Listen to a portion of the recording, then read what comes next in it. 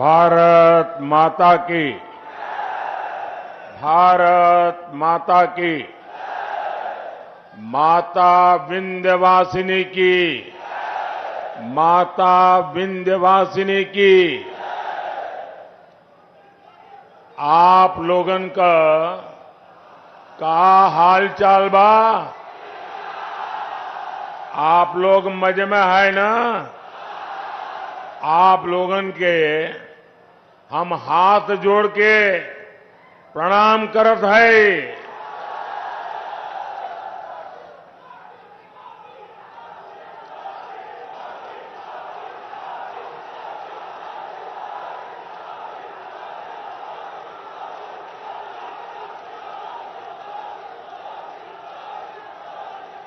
जय श्री राम। मां विंध्यवासिनी, माता बड़ी शीतला, मां अष्टभुजा और काली खो माता की पुण्य भूमि को मेरा शत शत प्रणाम।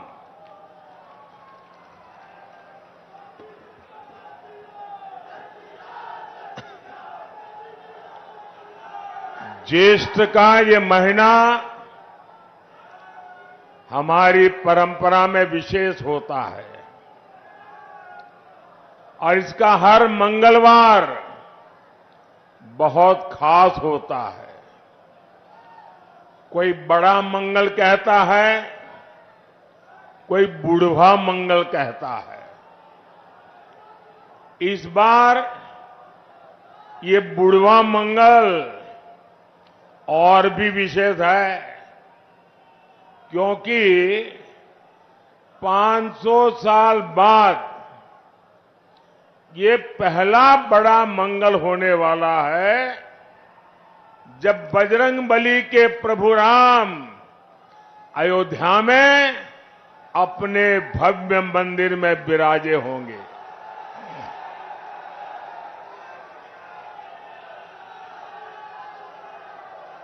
और ये इतनी बड़ी खुशी है, इतनी बड़ी खुशी है कि शायद हम सबसे ज्यादा बजरंगबली खुश होते होंगे।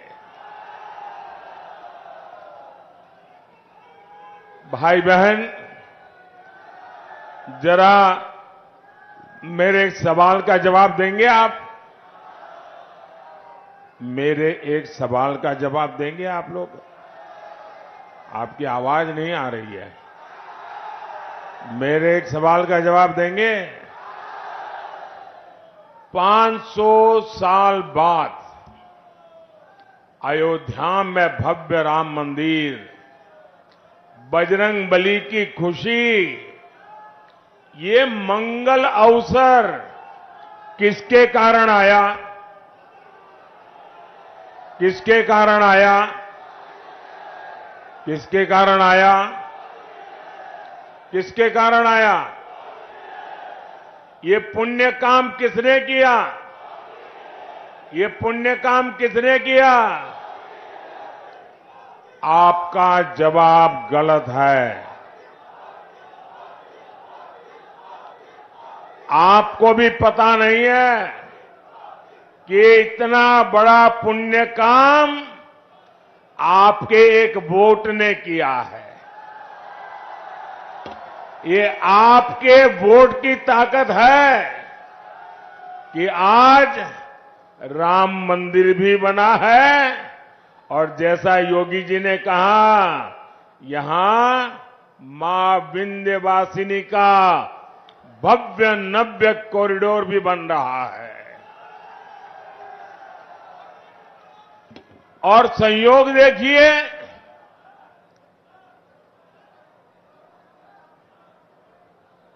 4 जून को भी बड़ा मंगल है। ये जो कुछ नौजवान चित्र लेकर के आए हैं, वो हमारे साथी कलेक्ट कर लेंगे। आपका प्यार मुझ तक पहुंच जाएगा। उधर भी 2 लोग हैं, जरा ले लीजिए भाई।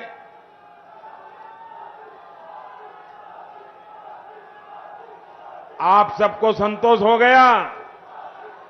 धन्यवाद जी। साथियों, 4 जून को बड़ा मंगल के दिन फिर एक बार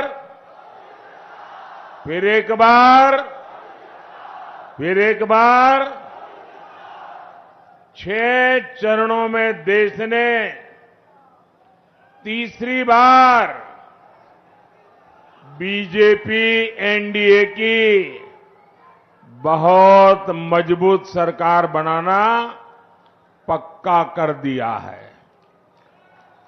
भाइयों और बहनों, भारत ने तीसरी बार मोदी सरकार बनाने का मन क्यों बनाया?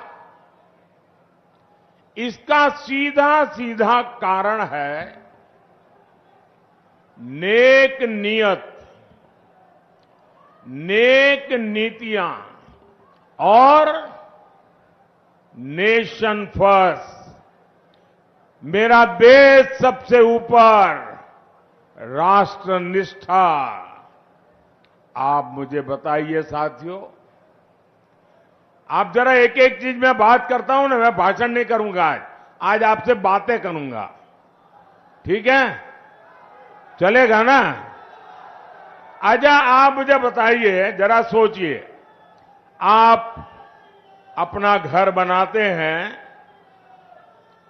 और घर बनाने के लिए किसी मिस्त्री को लगा देते हैं। ये नारे वगैरह बताइए, लेकिन बीच बीच में जब जगह हो न तब बुलाइए, ठीक है? और फिर 1 जून को भी करना पड़ेगा, 4 जून को तो बहुत ज्यादा करना पड़ेगा, तो थक जाओगे।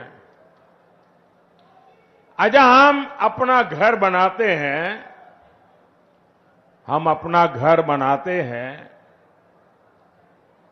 और एक मिस्त्री या किसी काम करने वालों को तय करते हैं। क्या कभी कोई सामान्य मानवी भी अपना घर बनाने के लिए जो मिस्त्री रख लें, 1 महीने के लिए ये मिस्त्री काम करेगा, दूसरे महीने दूसरा मिस्त्री आएगा, तीसरे महीने तीसरा मिस्त्री आएगा, चौथे महीने चौथा मिस्त्री आएगा, तो घर बनेगा क्या? घर बनेगा क्या? जो घर बनेगा वो रहने लायक बनेगा क्या? आंखों को अच्छा लगे ऐसा बनेगा क्या? वो घर किसी को दिखाने लायक बनेगा क्या? सामान्य मानवी को भी मालूम है, एक छोटा सा घर भी बनाना है तो बार बार मिस्त्री नहीं बदलते भाई। अब ये सपा कांग्रेस इंडी गठबंधन ये कह रहा है कि 5 साल में 5 प्रधानमंत्री। अब बताइए भाई, ये 5 साल में 5 प्रधानमंत्री कोई रखता है क्या? अरे कोई मिस्त्री नहीं रखता तो ये प्रधानमंत्री क्या? अब ये क्योंकि उनको बांट के खाना है, वो कहते हैं 5 साल में 5 प्रधानमंत्री। अब बताइए, जहां प्रधानमंत्री अपनी कुर्सी बचाने में ही लगा रहेगा तो वो क्या देश को मजबूत बना सकता है क्या? इसलिए देश ने तय किया कि मजबूत देश के लिए प्रधानमंत्री भी मजबूत होना चाहिए। होना चाहिए कि नहीं होना चाहिए? तभी एनडीए को इतना भारी जनादेश मिल रहा है। समाजवादी पार्टी पर अपना वोट कोई बर्बाद नहीं करना चाहता। मुझे बताइए भैया, हम लोग, हमारे उत्तर प्रदेश के लोग राजनीति को समझने में बड़े माहिर है। यहां तो गांव का बच्चा भी राजनीति समझ जाता है। कोई समझदार कभी भी, अब मान लीजिए कोई कंपनी डूब रही है तो उस कंपनी का शेयर कोई खरीदेगा क्या? आप बताइए ना, खरीदेगा क्या? 10 रुपये का शेयर भी खरीदेगा क्या? जो डूबता है उसमें कोई पैसा डालेगा क्या? जो डूब रहे हैं उसको कोई वोट देगा क्या? देगा क्या? पता ही है कि इनका डूबना तय है, तो कौन वोट डालने की गलती करेगा भाई? सामान्य मानवी वोट उसी को डालेगा जिसकी सरकार बनना तय है। आप बताइए, आप मिर्जापुर में चौराहे पर जाके खड़े रहिए, किसी भी 100 लोगों को पूछिए कि मैं बताओ भाई किसकी सरकार बनेगी, 90 लोग क्या बोलेंगे? बताइए, क्या बोलेंगे? तो फिर वोट उसको ही देना चाहिए, नहीं देना चाहिए? उसको ही देना चाहिए, नहीं देना चाहिए? वोट बर्बाद करना चाहिए क्या? भाइयों और बहनों, इंडी गठबंधन वालों को देश अच्छी तरह जान गया है। ये लोग गौर सांप्रदायिक हैं, ये लोग गौर जातिवादी है, ये लोग गौर परिवारवादी है। जब भी इनकी सरकार बनती है तो इसके आधार पर ही फैसला लेते हैं। अभी देखिए, यहां पर चुनाव हुए, हमारे यादव समाज में इतने होनहार लोग हैं, इतने होनहार लोग हैं, लेकिन उन्होंने अपने परिवार के लोगों को ही टिकट दिया, बाहर के एक भी को नहीं दिया। साथियों, इतने दशकों तक देश ने बम धमाके झेले हैं, आतंकवाद ने सैकड़ों जीवन तबाह किए हैं, और हमारे सपा वाले क्या करते थे? कानून व्यवस्था और समाजवादी पार्टी का 36 का आंकड़ा है। जो आतंकी पकड़े जाते थे उनको भी ये सपा वाले छोड़ देते थे। जो पुलिस अफसर इसमें आनाकानी करता था, सपा सरकार पुलिस वाले को सस्पेंड कर देती थी कि तुमने आतंकवादी को पकड़ा क्यों, घर जाओ। साथियों, मिर्जापुर को तो इन्होंने बदनाम करके रखा था।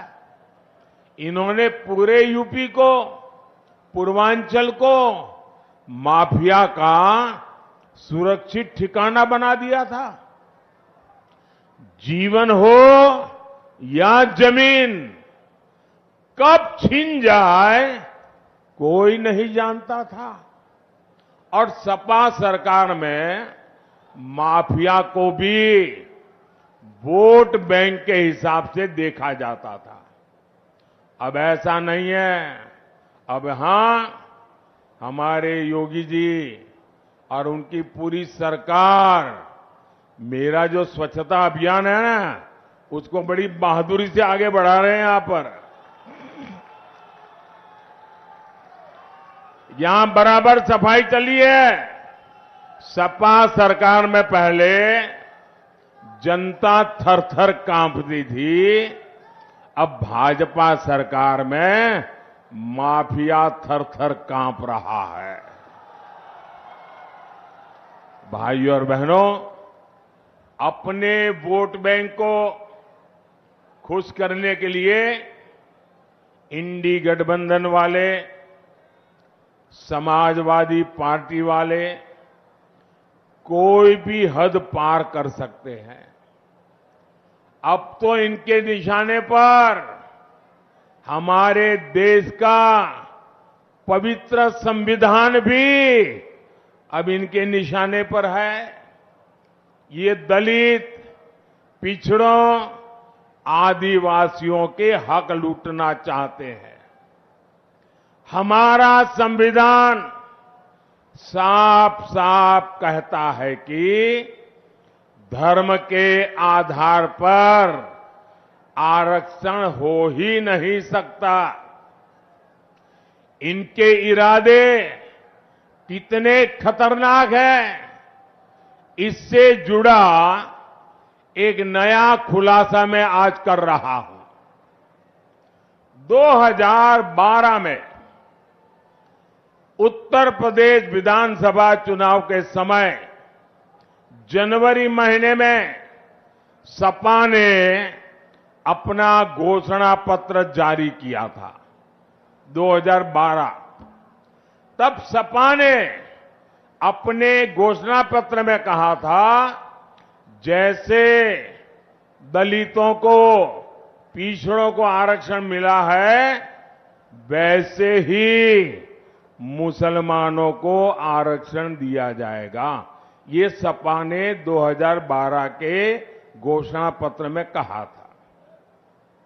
सपा ने डंके की चोट पर कहा था कि वो इसके लिए संविधान तक बदल देगी। इसके बाद आप नीचे रखो भैया, पीछे परेशान हो रहे हैं। पहले आप अपने बेटे को कंधे पे बिठाए रखा, लोग परेशान हुए। अब आप दूसरे का चित्र उठा के ले आए, फिर लोगों को परेशान कर रहे हैं। इसके बाद 2014 के लोकसभा चुनाव में सपा ने फिर अपना घोषणा पत्र जारी किया। इसमें फिर सपा ने मुसलमानों को आरक्षण देने का ऐलान किया। देखिए इनकी आदत। और इतना ही नहीं, सपा ने घोषणा की थी कि पुलिस और पीएससी में भी 15% आरक्षण मुसलमानों को दिया जाएगा। आप कल्पना कर सकते हैं, ये लोग अपने वोट बैंक को खुश करने के लिए किस तरह एससी, एसटी, ओबीसी का हक छीनने पर तुले हुए थे। भाइयों बहनों, मैं भी आप में से कईयों की तरह अति पिछड़े समाज से निकल करके यहां पहुंचा हूं।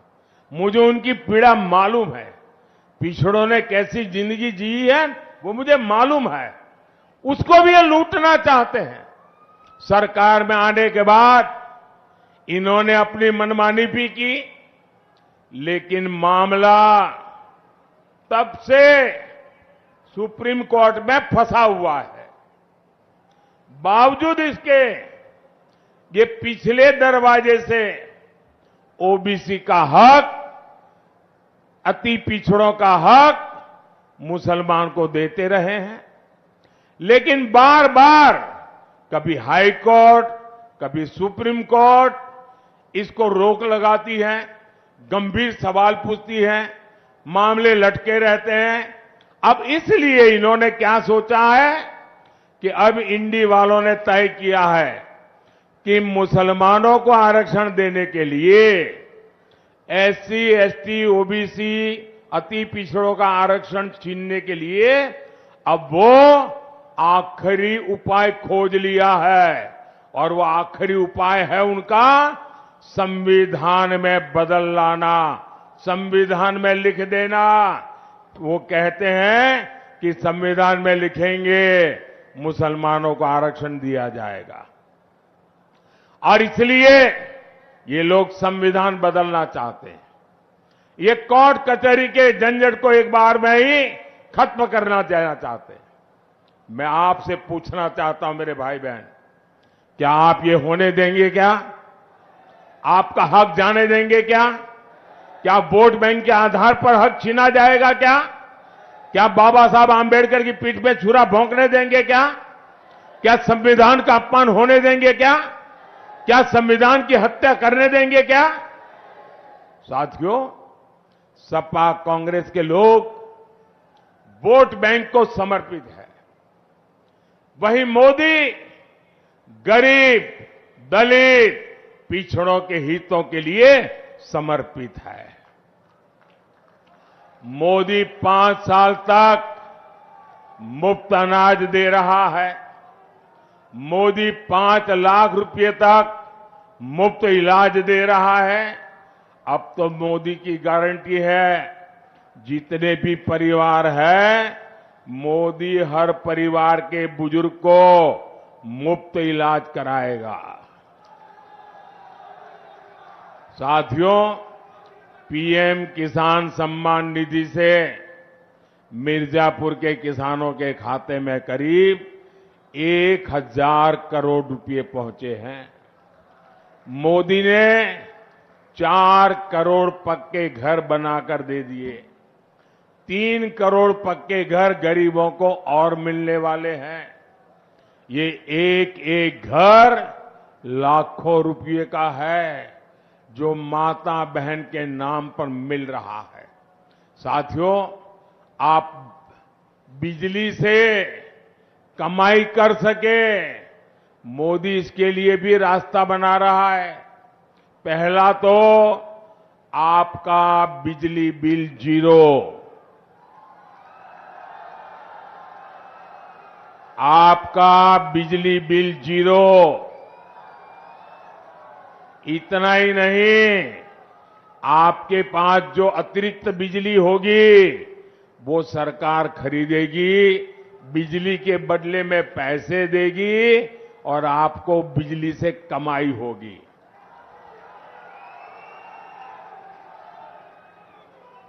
और इसलिए मोदी ने पीएम सूर्यघर मुफ्त बिजली की योजना शुरू की है। ये शुरू कर दिया है, वादा नहीं कर रहा हूं, गारंटी चालू हो गया काम। आप ऑनलाइन जाकर के रजिस्ट्री करवा दीजिए। और ये काम करने के लिए हमारी सरकार आपके घर के छत पर सोलर पैनल लगाने के लिए हर घर को 75,000 रुपये तक देगी। हर घर को सरकार के पैसों से सोलर पैनल लगेगा और उससे बिजली से आपको कमाई होगी। बताइए, आपको डबल मुनाफा है कि नहीं है? मुफ्त बिजली का लाभ है कि नहीं है?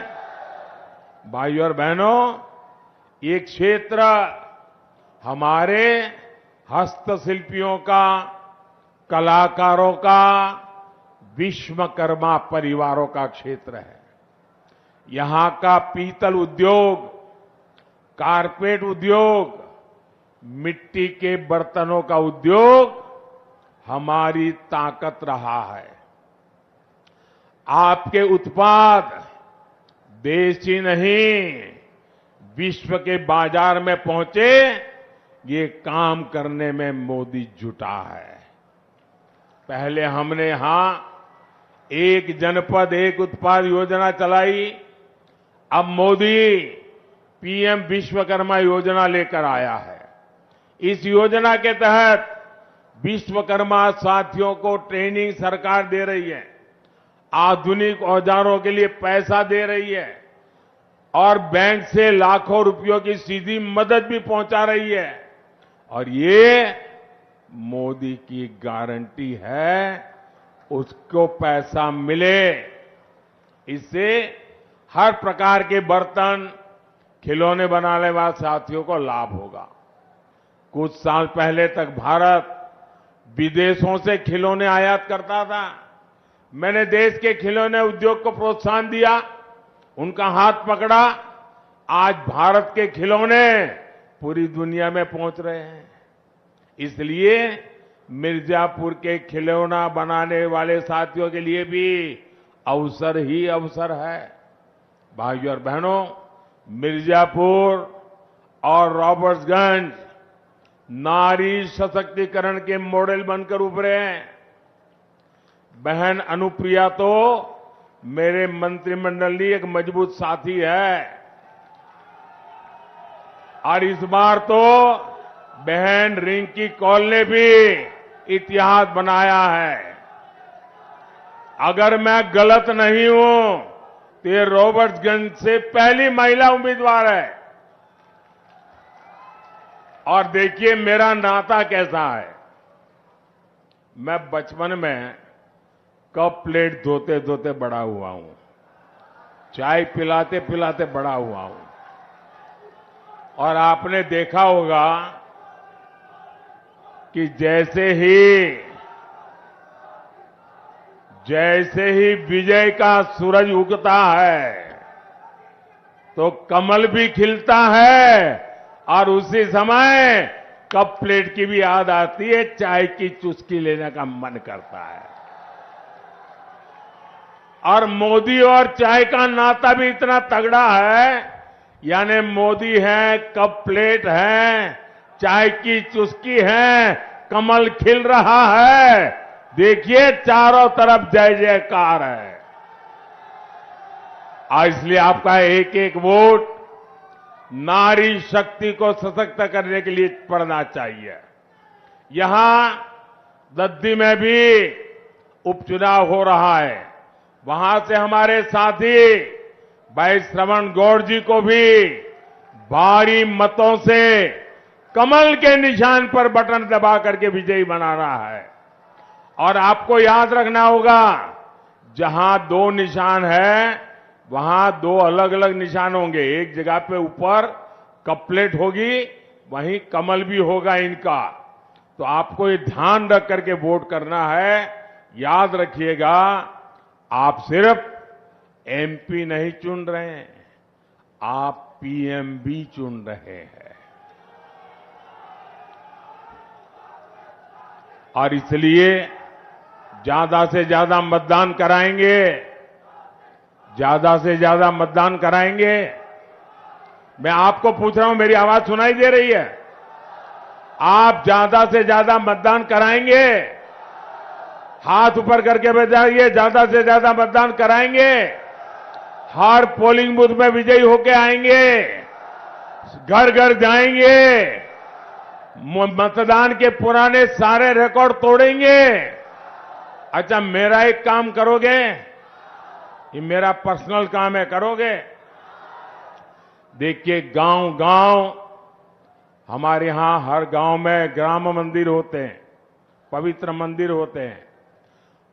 आप सब वहां जाना और मोदी की तरफ से वहां मत्था टेकना और परमात्मा से आशीर्वाद मांगना। मोदी के लिए नहीं, मोदी के परिवार के लिए नहीं, 140 करोड़ देशवासियों के लिए विकसित भारत बनाने के लिए आशीर्वाद मांगना। मांगेंगे? हर मंदिर में जाएंगे, हर तीर्थ स्थान में जाएंगे, श्रद्धा पूर्वक परमात्मा से प्रार्थना करेंगे।